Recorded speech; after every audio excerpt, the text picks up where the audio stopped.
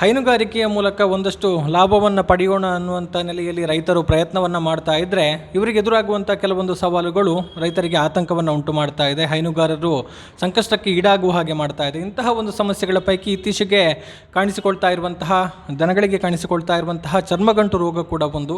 ಹಾಗಿದ್ರೆ ಈ ಒಂದು ರೋಗ ಏನು, ಇದಕ್ಕೆ ಚಿಕಿತ್ಸೆ ಏನು, ಅಥವಾ ಮುಂಜಾಗರೂಕತೆ ಮಾಡೋದಕ್ಕೆ ಸಾಧ್ಯ ಇದೆಯಾ, ತಡೆಗಟ್ಟೋದಕ್ಕೆ ಸಾಧ್ಯ ಇದೆಯಾ ಎನ್ನುವಂಥ ನೆಲೆಯಲ್ಲಿ ಒಂದು ಮಾಹಿತಿಯನ್ನು ಕೊಡುವಂಥ ಒಂದು ಪ್ರಯತ್ನವನ್ನು ಈ ಮೂಲಕ ಮಾಡ್ತಾ ಇದ್ದೇವೆ. ಸೊ ಮಾಹಿತಿಯನ್ನು ಕೊಡೋದಕ್ಕೆ ಪುತ್ತೂರು ತಾಲೂಕು ಮುಖ್ಯ ಪಶು ವೈದ್ಯಾಧಿಕಾರಿಗಳಾಗಿರುವಂತಹ ಡಾಕ್ಟರ್ ಪ್ರಸನ್ನ ಕುಮಾರ್ ಹೆಬ್ಬಾರ್ ಅವರು ನಮ್ಮ ಜೊತೆಗಿದ್ದಾರೆ.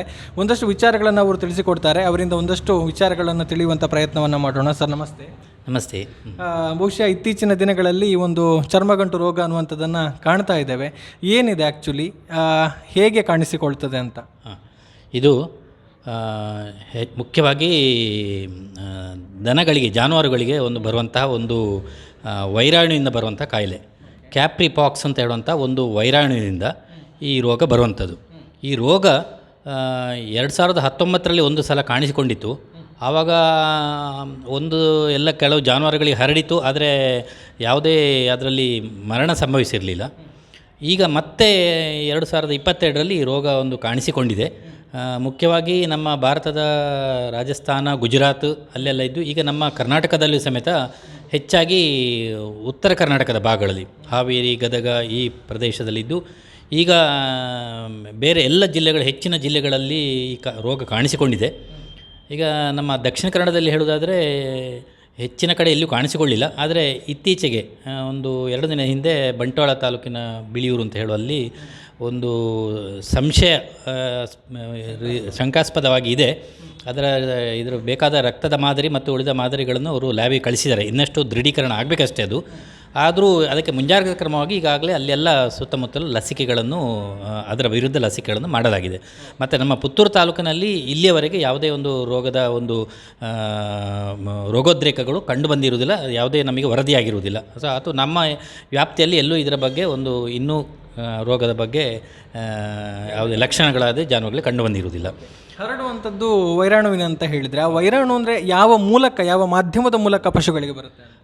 ಈಗಾಗಲೇ ನಾನು ಅದನ್ನು ಕಣ್ಣಿಗೆ ಕಾಣದ ಸೂಕ್ಷ್ಮಾಣು ವೈರಾಣು ಇದೆ ಅಂತ ಹೇಳಿದೆ. ಇದು ಮುಖ್ಯವಾಗಿ ಸೊಳ್ಳೆ ಮತ್ತು ಬೈಟಿಂಗ್ ಫ್ಲೈಸ್, ನೊಣ ಮತ್ತು ಉಣ್ಣಿ ಅಂತ ಹೇಳ್ತಾರೆ, ಟಿಕ್ಸ್, ಇವುಗಳ ಮೂಲಕ ಈ ರೋಗವನ್ನು ಹರಡುವಂಥದ್ದು. ಇದು ರೋಗಪೀಡಿತ ದನಗಳಿಗೆ ಕಚ್ಚಿ ಅದು ಇನ್ನೊಂದು ದನಗಳಿಗೆ ಕಚ್ಚಿದರೆ ಆ ಮೂಲಕ ಈ ವೈರಾಣು ಈ ವಾಹಕಗಳ ಮೂಲಕ ಈ ರೋಗ ಒಂದು ಜಾನುವಾರಿಗೆ, ರೋಗಪೀಡಿತ ಜಾನುವಾರಿಂದ ಇನ್ನೊಂದು ಜಾನುವಾರಿಗೆ ಈ ರೋಗ ಹರಡುವಂಥದ್ದು. ಹಾಗಾಗಿ ಈ ಮುಖ್ಯವಾಗಿ ಇಲ್ಲಿ ನಾವು ಏನು ಅಂತ ಹೇಳಿದರೆ ನೈರ್ಮಲ್ಯವನ್ನು ಕಾಪಾಡುವಂಥದ್ದು, ಹಟ್ಟಿಗಳ ಶುಚಿತ್ವ, ಜಾನುವಾರುಗಳ ಫಾರ್ಮ್ಗಳನ್ನು ಶುಚಿತ್ವವನ್ನು ಕಾಪಾಡುವಂಥದ್ದು, ಈ ರೋಗ ಹರಡದ ಹಾಗೆ ಈ ನೊಣಗಳು, ಬೈಟಿಂಗ್ ಫ್ಲೈಸ್ ಅಂತ ಹೇಳ್ತಾರೆ, ಮತ್ತು ಉಣ್ಣಿಗಳು, ಟಿಕ್ಸ್, ಮತ್ತು ಈ ಮಾಸ್ಕಿಟೋಸ್,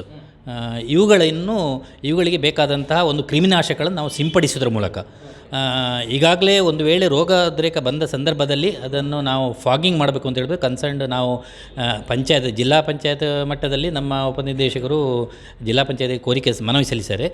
ನಾವು ಹಾಗೆ ಎಲ್ಲ ಪಂಚಾಯತ್ಗಳಿಗೆ ಹೇಗಿದೆ ಫಾಗಿಂಗ್ ಮಾಡಬೇಕು ಅಂತ ಹೇಳುವಂಥದ್ದನ್ನು, ಹಟ್ಟಿಗಳ ಎಲ್ಲಿ ರೋಗೋದ್ರೇಕ ಕಂಡು ಬಂದರೆ ಅಲ್ಲಿ ಈ ನೊಣಗಳು ಮತ್ತು ಮಾಸ್ಕಿಟೋಸ್, ಸೊಳ್ಳೆಗಳ ನಿಯಂತ್ರಣ ಮಾಡಲಿಕ್ಕೆ ಬೇಕಾದಂಥ ಫಾಗಿಂಗ್ ಮಾಡುವಂಥ ಇದನ್ನು ನಾವು ಹೇಳಿಕೊಂಡಿದ್ದೇವೆ. ಅದೇ ರೀತಿ ಕ್ರಿಮಿನಾಶಕಗಳನ್ನು ಸಿಂಪಡಿಸುವ ಮೂಲಕ ಸೋಡಿಯಂ ಹೈಪೋಕ್ಲೋರೇಟ್ ದ್ರಾವಣಗಳನ್ನು 2% ಸೋಡಿಯಂ ಹೈಪೋಕ್ಲೋರೇಟ್ ದ್ರಾವಣ ಅಥವಾ ವಿರ್ಕಾನ್ ಅಂತ ಹೇಳುವಂಥ ಕ್ರಿಮಿನಾಶಕಗಳುಂಟು.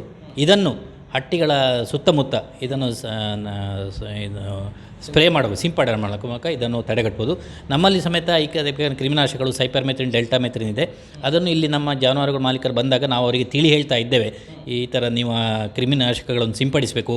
ಹಟ್ಟಿಯ ಸುತ್ತಮುತ್ತಲಿರುವಂಥ ಸೊಳ್ಳೆಗಳು ಅಥವಾ ಉಳುಂಗು ಅಥವಾ ಈ ನೊಣಗಳು ಇದರ ಬಾಧೆಯನ್ನು ಸಂಪೂರ್ಣ ನಿಯಂತ್ರಣ ಮಾಡಲಿಕ್ಕೆ ಬೇಕಂತ ಕ್ರಿಮಿನಾಶಕವನ್ನು ಸಿಂಪಡಿಸ್ಕೊಂಡು ನಾವು ಹೇಳ್ತಾ ಇದ್ದೇವೆ, ಅರಿವು ಜಾಗೃತಿ ಮೂಡಿಸ್ತಾ ಇದ್ದೇವೆ ನಾವು. ಈಗ ದನಗಳಿಗೆ ಈ ರೋಗ ಬಾಧಿಸಿದೆ ಅಥವಾ ತಗುಲಿದೆ ಅನ್ನುವಂಥದ್ದನ್ನು ಐಡೆಂಟಿಫೈ ಮಾಡೋದು ಹೇಗೆ, ಅದರ ಲಕ್ಷಣಗಳು ಹೇಗಿರ್ತದೆ ಸರ್? ಈಗ ನಾನೀಗಾಗಲೇ ಹೇಳಿದೆ, ವೈರಸ್ಸಿಂದ ಈ ರೋಗ ಜಾನುವಾರುಗಳಿಗೆ ಬರ್ತದೆ ಅಂತ ಹೇಳಿಬಿಟ್ಟು. ಅದು ಬಂದರೆ ಸಾಧಾರಣ ಅದಕ್ಕೆ ಇನ್ಕ್ಯುಬೇಷನ್ ಪೀರಿಯಡ್ ಅಂತ ಹೇಳ್ತಾರೆ. ಈಗ ವೈರಾಣು ಅದಕ್ಕೆ ಅಥವಾ ನೊಣ ಅಥವಾ ಉಳುಂಗು ಆ ದನಕ್ಕೆ ಕಚ್ಚಿದರೆ ಸಾಧಾರಣ 1 ವಾರದಲ್ಲಿ ಒಂದು ವಾರದಿಂದ 1-2 ವಾರದೊಳಗೆ ಆ ರೋಗದ ಲಕ್ಷಣಗಳು ಕಂಡುಬರ್ತದೆ. ರೋಗದ ಲಕ್ಷಣಗಳು ಕೆಲವೊಂದರಲ್ಲಿ ಸ್ವಲ್ಪ ಮಂದಗತಿಯಲ್ಲಿ ಇರ್ತದೆ, ಜ್ವರ ಇರ್ತದೆ ಅದರಲ್ಲಿ. ಆಮೇಲೆ ಜ್ವರ ಮತ್ತು ಹುಲ್ಲು ತಿನ್ನೋದನ್ನು ಬಿಡ್ತದೆ, ಸ್ವಲ್ಪ ಬಾಯಲ್ಲಿ ಜೊಲ್ಲು ಬರ್ತದೆ, ಮತ್ತು ಮೈಯಲ್ಲಿ ಆ ಒಂದು ಗಂಟುಗಳಾಗ್ತದೆ, ಒಂದು ನಾಡ್ಯೂಲ್ಸ್ ಅಂತ ಹೇಳ್ತೇವೆ, ಸ್ಕಿನ್ ನಾಡ್ಯೂಲ್ಸ್ ಅಂತೇಳಿ ಹೇಳ್ತೇವೆ. ಅಲ್ಲಲ್ಲಿ ಗಂಟುಗಳಾಗಿ 2 5 ಸೆಂಟಿಮೀಟರ್ ವ್ಯಾಸದ ಗಾತ್ರದ ಗಂಟುಗಳು ಚರ್ಮದ ಮೇಲೆಲ್ಲ ಕಾಣಿಸಿಕೊಳ್ತದೆ. ಮತ್ತು ದುಗ್ಧರಸ ಗ್ರಂಥಿ ಅಥವಾ ಲಿಂಫ್ ಗ್ಲ್ಯಾಂಡ್ಸ್ಗಳು ಊದಿಕೊಳ್ತವೆ. ಮತ್ತು ಹುಲ್ಲು ತಿನ್ನೋದನ್ನು ಸ್ವಲ್ಪ ಬಿಡ್ತದೆ, ಜ್ವರ ಬರ್ತದೆ. ಕೆಲವುದಕ್ಕೆ ತೀವ್ರತರವಾದಂಥ ಜ್ವರಗಳು ಬರ್ತದೆ. ಮತ್ತು ಹಾಲಿನ ಇಳುವರಿ ತುಂಬ ಕಡಿಮೆ ಆಗ್ತದೆ. ಕೆಲವೊಂದು ಬಾರಿ ಗರ್ಭಸ್ಥ ದನಗಳಲ್ಲಿ ಗರ್ಭಪಾತ ಆಗುವಂಥ ಸಾಧ್ಯತೆಗಳು ಇರ್ತದೆ. ಸೊ ಯಾವಾಗ ಈ ಜಾನುವಾರುಗಳು ಮೇವನ್ನು ಬಿಡ್ತದೆ, ಜ್ವರ ಇರ್ತದೆ, ಕಣ್ಣಲ್ಲಿ ನೀರು ಬರ್ತಾ ಇರ್ತದೆ ಅಥವಾ ಬಾಯಲ್ಲಿ ಜೊಲ್ಲು ಬರ್ತಾ ಇರ್ತದೆ, ಇಂಥ ಸಂದರ್ಭದಲ್ಲಿ ತಕ್ಷಣ ಹತ್ತಿರದ ನಮ್ಮ ಪಶುವೈದ್ಯಕೀಯ ಸಂಸ್ಥೆಗಳನ್ನು ಸಂಪರ್ಕಿಸಿ ಪಶುವೈದ್ಯದಿಂದ ಪರೀಕ್ಷೆ ಮಾಡಿ ಅದಕ್ಕೆ ಸೂಕ್ತ ಔಷಧೋಪಚಾರಗಳನ್ನು ಮಾಡಬೇಕು. ಅದಕ್ಕೆ ಬೇರೆ ಬೇರೆ ಔಷಧಿಗಳು ಇದೆ. ಮತ್ತು ಮೈ ಮೇಲೆ ಹಚ್ಚಲಿಕ್ಕೆ ಬೇಕಾದಂತಹ ಒಂದು ಆಯಿಂಟ್ಮೆಂಟ್ಗಳು, ಮುಲಾಮುಗಳನ್ನು ಅದಕ್ಕೆ ಹಚ್ಚಿ, ಬೇವಿನ ಎಣ್ಣೆ ಇರ್ಬೋದು ಅಥವಾ ಇದಕ್ಕೆ ಬೇಕಾದಂಥ ಆ್ಯಂಟಿಸೆಪ್ಟಿಕ್ ಅಥವಾ ಕ್ರಿಮಿನಾಶಕ ಔಷಧಿಗಳನ್ನು ಹಚ್ಚಿಬಿಟ್ಟು ಆ ಏನು ಗಂಟುಗಳು ಜೋರಾಗದ ರೀತಿಯಲ್ಲಿ ಅದಕ್ಕೆ ಸೂಕ್ತ ಔಷಧೋಪಚಾರಗಳನ್ನು ಮಾಡಬೇಕು. ಯಾಕೆಂತೇಳಿದರೆ ಆ ಗಂಟು ಆಗಿ ಮತ್ತೆ ಅದು ಗಂಟು ಒಡಿತದೆ, ಒಡೆದು ಆಮೇಲೆ ಅದರಲ್ಲಿ ನೊಣ ಕೂತು ಅಥವಾ ಅದನ್ನು ಕೆರೆದು ಅದು ಕೆಲವೊಂದು ಸಲ ಜೋರಾಗುವಂಥ ಸಾಧ್ಯತೆಗಳು ಇರ್ತದೆ. ಸೊ ಅಂಥ ಸಂದರ್ಭದಲ್ಲಿ ಸ್ವಲ್ಪ ಜಾಗೃತಿಗಳಿಂದ ಅದಕ್ಕೆ ಬೇಕಾದಂಥ ಔಷಧಿಗಳನ್ನು, ಸೂಕ್ತ ಔಷಧಿಗಳನ್ನು ಮಾಡಬೇಕು. ಮತ್ತು ರೋಗಗ್ರಸ್ತ ಜಾನುವಾರುಗಳನ್ನು ಬೇರ್ಪಡಿಸಬೇಕು. ಮತ್ತು ಅಲ್ಲಿ ಈಗಾಗಲೇ ನಾನು ಹೇಳಿದೆ, ಆ ಉಳುಂಗು, ನೊಣ ಇದರ ಬಾಧೆಯನ್ನು ಸಂಪೂರ್ಣ ಫಾಗಿಂಗ್ ಅಥವಾ ಕ್ರಿಮಿನಾಶಕ ಸಿಂಪಡಿಸುವ ಮೂಲಕ ಅದರ ನಿಯಂತ್ರಣವನ್ನು ಮಾಡಬೇಕು. ಮತ್ತು ಆರೋಗ್ಯವಂತ ಜಾನುವಾರುಗಳನ್ನು ಅದರಿಂದ ಬೇರ್ಪಡಿಸಿ ಅವುಗಳಿಗೆ ಲಸಿಕೆಗಳನ್ನು ಕೊಡಬೇಕು.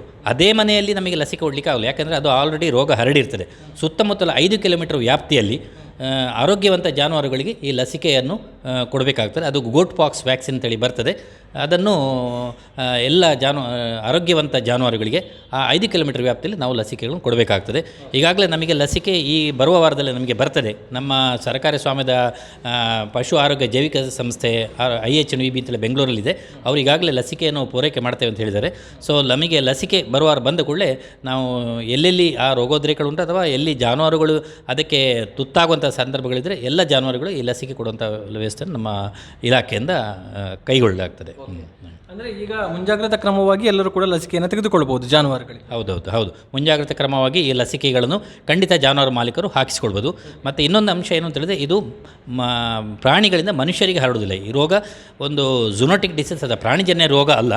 ಇಲ್ಲಿಯವರೆಗೆ ಅದೇನು ಪ್ರಾಣಿಗಳಿಂದ ಮನುಷ್ಯರಿಗೆ ಹರಡ್ತದೆ ಅಂತ ಬರಲಿಲ್ಲ. ಅದನ್ನು ಪ್ರಾಣಿಗಳಿಂದ ಪ್ರಾಣಿಗಳಿಗೆ ತೀವ್ರವಾಗಿ ಅದು ಹರಡುವಂಥ ಸಾಧ್ಯ ಇರುತ್ತೆ. ಕೆಲವೊಂದು ಬಾರಿ ಅತ್ಯಂತ ಉದ್ರೇಕ ರೂಪದಲ್ಲಿ ಬಂದರೆ ಮರಣ ಸಂಭವಿಸುವಂಥ ಸಾಧ್ಯತೆ ಇರ್ತದೆ.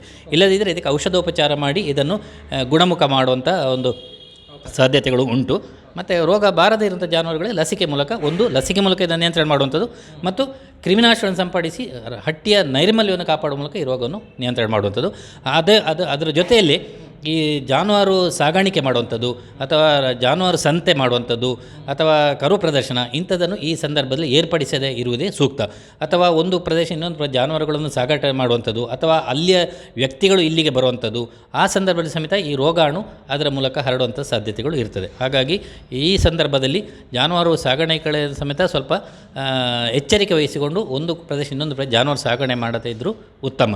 ಅಥವಾ ಸಾಗಾಣಿಕೆ ಮಾಡುವುದಾದರೆ ಅದಕ್ಕೆ ಲಸಿಕೆ ಹಾಕಿ 28 ದಿನ ಆಗಬೇಕು. ಆಮೇಲೆ ನೀವು ಆ ಜಾನುವಾರುಗಳನ್ನು ಇನ್ನೊಂದು ಪ್ರದೇಶಕ್ಕೆ ತೆಗೆದುಕೊಂಡು ಹೋಗಬಹುದು.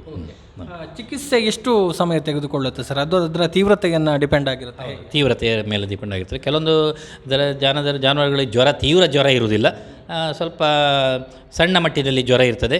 ಕೆಲವು ಬೇರೆ ಲಕ್ಷಣಗಳು ಸಮೇತ ಅಷ್ಟು ತೀವ್ರತರವಾಗಿ ಇರುವುದಿಲ್ಲ. ಕೆಲವೊಂದು ಬಾರಿ 3 ದಿನ ಅಥವಾ 5 ದಿನ, ಕೆಲವೊಂದು ಬಾರಿ 7 ದಿನ ಇದರವರೆಗೆ ಇಂಜೆಕ್ಷನ್ಸ್ಗಳು ಬೇಕಾಗ್ತದೆ. ಆಮೇಲೆ ಅದಕ್ಕೆ ಹೊರಗಿನಿಂದ ಬೇಕಾದಂಥ ಔಷಧಿಗಳನ್ನು ಅದಕ್ಕೆ ಲೇಪ ಹಚ್ಚುವಂಥದ್ದು, ಮುಲಾಮುಗಳನ್ನು ಹಚ್ಚುವಂಥದ್ದು ಅಥವಾ ಹೊಟ್ಟೆಗೆ ಅದಕ್ಕೆ ಅದರ ಶರೀರದ ಒಂದು ಇಮ್ಯುನಿಟಿ ಏನು ರೆಸಿಸ್ಟೆನ್ಸ್ ಪವರ್ಸ್ ಅಥವಾ ರೋಗ ನಿರೋಧಕ ಶಕ್ತಿ ಕುಂದದ ರೀತಿಯಲ್ಲಿ ಅದಕ್ಕೆ ಬೇಕಾದಂತಹ ಒಂದು ಪೂರಕ ಔಷಧಿಗಳು ಸಪ್ಲಿಮೆಂಟ್ಸ್ ಅಂತೇಳಿ ಹೇಳ್ತವೆ, ಅದನ್ನು ಕೊಟ್ಟುಕೊಂಡು ಒಂದು 10-15 ದಿವಸ 20 ದಿನವರೆಗೆ ಇದ್ಬಿಟ್ಟು ಅದಕ್ಕೆ ಈಗಾಗಲೇ ಕೆಲವೊಂದು ಆಯುರ್ವೇದ ಔಷಧಿಗಳು, ಹೋಮಿಯೋಪತಿ ಔಷಧಿಗಳು, ಹೀಗೆ ಹೋಲಿಸ್ಟಿಕ್ ಅಪ್ರೋಚ್ ಮೂಲಕ ಈ ಒಂದು ರೋಗವನ್ನು ತಡೆಗಟ್ಟಬೇಕು ಅಂತ ಹೇಳುವಂಥ ಒಂದು ಪ್ರೋಟೋಕಾಲ್ ಇದೆ, ನಮ್ಮ ಸ್ಟ್ಯಾಂಡರ್ಡ್ ಟ್ರೀಟ್ಮೆಂಟ್ ಪ್ರೋಟೋಕಾಲ್. ಈಗಾಗಲೇ ನಮಗೆ ನಿರ್ದೇಶನಗಳು, ಅದಕ್ಕೆ ಬೇಕಾದಂತಹ ಗೈಡ್ಲೈನ್ಸ್ಗಳು ನಮ್ಮ ಇಲಾಖೆಯಿಂದ ಟೈಮ್ ಟು ಟೈಮ್ ಈಗ ಪ್ರತಿದಿನ ಸಮೇತ ನಮಗೆ ಬರ್ತಾ ಉಂಟು. ಯಾವ ರೀತಿ ಚಿಕಿತ್ಸೆ ಮಾಡಬೇಕು, ಯಾವ ರೀತಿ ಅದನ್ನು ಹತೋಟಿಯಲ್ಲಿಡಬೇಕು, ಬೇರೆ ಬೇರೆ ಆಯುರ್ವೇದ ಔಷಧಿಗಳನ್ನು ಯಾವುದನ್ನು ಬಳಸಬೇಕು, ಹೋಮಿಯೋಪತಿ ಔಷಧ ಬಳಸಬೇಕು, ಇದರ ಬಗ್ಗೆ ಸಮೇತ ಮಾರ್ಗದರ್ಶನಗಳು ನಮಗೆ ಬರ್ತಾ ಉಂಟು. ಸೊ ನಾವು ಅದಕ್ಕೆ ಬೇಕಾದಂತೆಲ್ಲ ಮುನ್ನೆಚ್ಚರಿಕೆಗಳು ಮತ್ತು ಬೇಕಾದಂಥ ಔಷಧಿಗಳನ್ನು ತಗೊಂಡು ನಾವು ಅದಕ್ಕೆ ಚಿಕಿತ್ಸೆಗೊಳ್ಳಿಕ್ಕೆ ನಾವು ನಮ್ಮ ಇಲಾಖೆ ಸಿದ್ಧರಾಗಿದೆ. ಈಗ ಲಸಿಕೆ ಮುಂದಿನ ವಾರದಿಂದ ಪೂರೈಕೆ ಆಗುತ್ತೆ ಅನ್ನುವಂಥದ್ದನ್ನು ಹೇಳಿದೆ. ಅದು ಲಸಿಕೆ ಉಚಿತವಾಗಿ ದೊರೆಯುತ್ತೆ ಅಥವಾ ಅದಕ್ಕೆ ಶುಲ್ಕ ಇರುತ್ತೆ, ಹೇಗೆ? ಇಲ್ಲ, ಲಸಿಕೆ ನಮ್ಮದು ಪೂರ್ತಿ ಉಚಿತ. ಜಾನುವಾರುಗಳು ಅಂತ ಯಾವುದೇ ಲಸಿಕೆಗಳು ಇವತ್ತಿನವರೆಗೆ ನಾವು ಯಾವುದೇ ಶುಲ್ಕವನ್ನು ವಿಧಿಸುವುದಿಲ್ಲ. ಅದು ಕೋಳಿಗಳಿರ್ಬೋದು, ಆಡುಗಳಿರ್ಬೋದು, ಜಾನುವಾರುಗಳಿರ್ಬೋದು, ಅದು ಕಾಲುಬಾಯಿ ಲಸಿಕೆ ಇರ್ಬೋದು ಅಥವಾ ಚರ್ಮಗಂಟು ರೋಗ ಇರ್ಬೋದು ಅಥವಾ ಬೇರೆ ಬೇರೆ ಲಸಿಕೆಗಳು ಇರ್ತದೆ. ಅದು ಯಾವ ಲಸಿಕೆಗಳು ಸಮೇತ ನಾವು ಇಲಾಖೆಯಿಂದ ಯಾವುದೇ ರೀತಿಯ ಶುಲ್ಕವನ್ನು ವಿಧಿಸುವುದಿಲ್ಲ. ಅದು ಸಂಪೂರ್ಣ ಉಚಿತವಾಗಿರ್ತದೆ. ಇದರ ಜೊತೆಗೆ ಕಾಡುವಂಥ ಬೇರೆ ಸಮಸ್ಯೆಗಳಿದೆ ಅಥವಾ ಈ ಒಂದು ವಾತಾವರಣಕ್ಕೆ, ಹವಾಮಾನದಲ್ಲಿ ಪಶುಗಳಿಗೆ ಬರುವಂಥ ಆರೋಗ್ಯ ಸಮಸ್ಯೆಗಳು ಕಾಣಿಸಿಕೊಳ್ಳುತ್ತೆ ಇದರ ಜೊತೆಗೆ ಅನ್ನುವಂಥದ್ದು? ಇದರ ಜೊತೆಗೆ ಅದೇ ಅವುಗಳು ಹೆಚ್ಚಾಗಿ ಕೆಲವೊಂದು ಬಾರಿ ಕೆಚ್ಚಲು ನೋವು ಬರುವಂಥದ್ದು ಅಥವಾ ಕರು ಹಾಕಿದ ಟೈಮಲ್ಲಿ ಅವುಗಳಿಗೆ ಕ್ಯಾಲ್ಸಿಯಂನ ಕೊರತೆ ಆಗುವಂಥದ್ದು ಅಥವಾ ಕೆಲವೊಂದು ಬಾರಿ ಮೇವು ತಿನ್ನದೆ ಕೆಲವೊಂದು ಸಲ ಶ್ವಾಸಕೋಶದ ಸಮಸ್ಯೆಗಳು, ಈ ರೀತಿಯಾದಂಥ ಬಾಧೆಗಳು ಕೂಡ ಅವುಗಳು ಸರ್ವೇ ಸಾಮಾನ್ಯ ಕಾಯಿಲೆಗಳು ಇದ್ದೇ ಇರ್ತದೆ. ಸೊ ಆದರೆ ಈ ಕಾಯಿಲೆ ಮಾತ್ರ ಒಂದರಿಂದ ಒಂದಕ್ಕೆ ಹರಡುವಂಥ ಕಾಯಿಲೆ. ಉಳಿದ ಕಾಯಿಲೆಗಳು ಹರಡಬೇಕು ಅಂತೇಳಿಲ್ಲ. ಅದರ ಕೆಲವೊಂದು ಬಾರಿ ಏನಾದರೂ ಕೊರತೆ ಆದರೆ ಅಥವಾ ಏನಾದರೂ ಅದರಲ್ಲಿ ಶರೀರದಲ್ಲಿ ಏನಾದರೂ ಸ್ಟ್ರೆಸ್ ಅಂತ ಹೇಳ್ತಾರೆ, ಅದಕ್ಕೆ ಒಂದು ಹೆರಿಗೆಯ ಸ್ಟ್ರೆಸ್ ಇರ್ತದೆ ಅಥವಾ ಇದು ಮಿಲ್ಕಿಂಗ್ ಸ್ಟ್ರೆಸ್ಸು, ಹಾಲು ಕರೆಯುವಾಗ ಬರುವಂಥ ಸ್ಟ್ರೆಸ್ಸುಗಳು, ಇದರಿಂದ ಕೆಲವೊಂದು ಕೊರತೆಗಳಾಗಿ ಬರುವಂಥ ಕಾಯಿಲೆಗಳು ಬರ್ತಾ ಇರ್ತದೆ ಅಷ್ಟೇ. ಅಂದರೆ ಇದನ್ನು ತಡೆಗಟ್ಟೋದಕ್ಕೆ, ಈಗ ಚರ್ಮಗಂಟು ರೋಗವನ್ನು ತಡೆಗಟ್ಟೋದಕ್ಕೆ ಶುಚಿತ್ವ ಅಥವಾ ನೈರ್ಮಲೀಕರಣ ಒಂದು ಉತ್ತಮ ಪರಿಹಾರ ಅನ್ನುವಂಥದ್ದೇ ಹೇಳ್ತಾರೆ. ಹೌದು, ಖಂಡಿತ. ಇದನ್ನು ಮುಖ್ಯವಾಗಿ ಇದನ್ನು ನಿಯಂತ್ರಣ ಮಾಡುವಂಥದ್ದು ಯಾಕೆ ಅಂತ ಹೇಳಿದರೆ, ಒಂದು ರೋಗ ಪೀಡಿತ ಜಾನುವಾರಿಂದ 5 ಕಿಲೋಮೀಟರ್ ವ್ಯಾಪ್ತಿಯಲ್ಲಿ ಈ ಸೊಳ್ಳೆ ಅಥವಾ ನೊಣ ಅಥವಾ ಉಳುಂಗು ಇದು ರೋಗವನ್ನು ಹರಡುವಂಥ ಸಾಮರ್ಥ್ಯತೆ ಇದೆ. ಹಾಗಾಗಿ ಮುಖ್ಯವಾಗಿ ಆ ಹಟ್ಟಿಯಲ್ಲಿ ಒಂದು ಜಾನುವಾರಿಂದ ಇನ್ನೊಂದು ಜಾನುವಾರಿಗೆ ಹರಡಬೇಕು ಅಂತಾದರೆ ಈ ಸೊಳ್ಳೆ ಅಥವಾ ಉಳುಂಗು ಬಹಳ ಮುಖ್ಯ ಪಾತ್ರವನ್ನು ವಹಿಸ್ತದೆ. ಅವುಗಳನ್ನು ನಿಯಂತ್ರಣ ಮಾಡಿದರೆ ನಾವು ಈ ರೋಗವನ್ನು ಹೆಚ್ಚು ಕಡಿಮೆ ನಾವು ನಿಯಂತ್ರಣ ಮಾಡ್ಬೋದು. ಮತ್ತು ಲಸಿಕೆ ಕೊಡೋ ಮೂಲಕ, ಈ 2 ವಿಧಾನಗಳ ಮೂಲಕ ನಾವು ಈ ರೋಗವನ್ನು ನಿಯಂತ್ರಣದಲ್ಲಿ ಇಡ್ಬೋದು.